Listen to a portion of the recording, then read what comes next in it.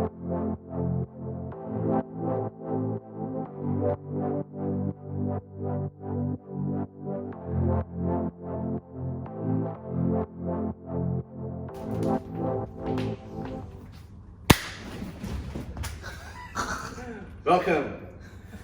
All right, so we've had some requests. Yay. Based around our rehabilitation and advice around how to address pain. I'm really happy that the videos have helped. So if you have any questions or anything that you would like to know, just feel free to contact any of us, slide into our DMs, and we will try and answer them in these videos. The one we want to address today is a complex one, just like all pain. Nothing's ever really simple, but we're going to give you some tools. They might be a part of a series that we might release. So we did one on elbow pain. Now there'll be other videos that we might do on elbow pain in the future, but this one I know is going to have a few different series. Today we're going to talk about knee pain. So the knee joint, a lot of people misunderstand that the knee pain in a way where, because the pain is at the knee, they think the problem is also at the knee in terms of like what's causing the pain. But more often than not, the pain is a referred sensation from dysfunction at another joint. Typically, the highest probable percentages for knee pain probably happen at the hips and at the feet, at the ankles. Now, I want to talk about the feet today. I will talk about the hips in the future, so stay tuned. But with the feet, if you can imagine, we spend most of our lives, now that we're spending a lot of time at home, we can actually free the feet up a little bit more because you're probably barefoot a lot more than you used to be. But when you go to work, when you're outside and you're walking about, you're jamming your foot inside these things called shoes, right? So for protection. But a lot of them actually jam the toes up together. You don't have any activation between your extremities, your metatarsals in your foot. Now, there are, I forget the exact number of muscles, but there are so many, like more than 10, 15, 20 different muscles in your feet alone. Now, these muscles go through basically almost no sort of stimulus or activation when you jam them inside your foot. When you use things like orthotics, it also doesn't help because it's a passive modality trying to correct what's not working. You want to train these muscles. You can't just jam it in a different angle and hope that it will fix the problem. It might alleviate the pain just from a very specific standpoint, but for ultimate longevity and control over this area, you need to be able to train those muscles. So, long story short, my tips are to try and create a very stable base, stable foot by imagining you're creating a tripod. So this camera that you're watching me through is standing on a tripod, right?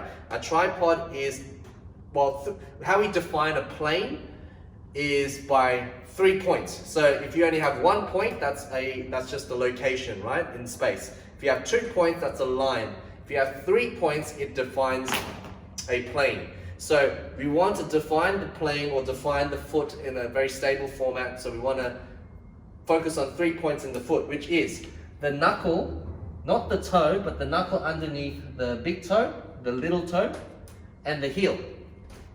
That's the points that I want you to focus on in maintaining contact. Now, a lot of people that I see that have problem distributing their weight across these three points are the people that result in pain at the knee joint, because when you are not distributing the weight equally, what tends to happen, for example, if you are having not enough sensation on the outer pinky toe, when you're for example performing any sort of movement or squat, could be anything, but you can see how that stability at the foot joint heavily dictates the traction at the knee joint.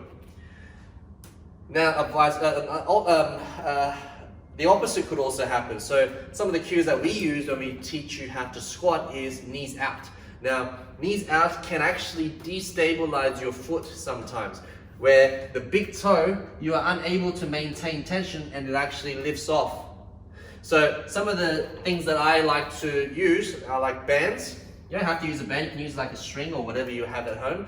and put it down onto each point of the foot and test your ranges of motion. Now, if you can't perform a squat, you can maybe perform a lunge, whatever it might be. But what I want you to do is maintain a little bit of tension, so you know as soon as you perform that movement, if you lose tension, it's going to slip right out. So that will teach you how to put the pressure through the right portions of the foot. And the same goes to the outer pinky. If you aren't able to maintain tension through there because your knees are buckling in, you can, well, simple cue is knees out, and you're probably not going to have too much trouble keeping the tension there. It's actually, I found, most of you guys have a problem controlling the big toe and putting the pressure through the big toe knuckle. So a drill that you guys can do to challenge your ability to stabilize the foot is you can hold these 4 just random positions that I've invented to challenge the foot in different ways where you're loading the body. So for example, the first way, I'm going to test whether I can hold down this resistance band on my big toe, because I have a tendency to lift that big toe up when I squat or when I do perform exercises. So I'm going to test that. So I'm going to pull on this, make sure I have tension. Then from there, I'm going to hold my first position, which is what I call the marching man, where so I just kind of raise my other leg in front of me like so. Then what I'll do is I'll go into the running man pose, where I'll just put that foot back and lean forward. Now obviously I'm loading the foot in different ways through these poses. We're going to go into like a starfish position, where we're going to hold the arms out to the side and feet out to the side. And you're going to try and touch your toes. If you can't touch your toes, just touch your knees down towards the toe. You see how it challenges your balance, ability to stabilize through the foot, and run that through maybe about 3 rounds, and try not to touch the other foot down to the floor. What you'll find is this is going to stress the challenge and stress the muscles of the foot, and you will feel this burning sensation starting to happen at the foot, and that's your muscles working. So hopefully you do this, you're going to get jacked feet, jacked hobbit feet that are very, very stable, that will not buckle, and hence preventing you from having knee pain. Hope that helps. Thanks guys.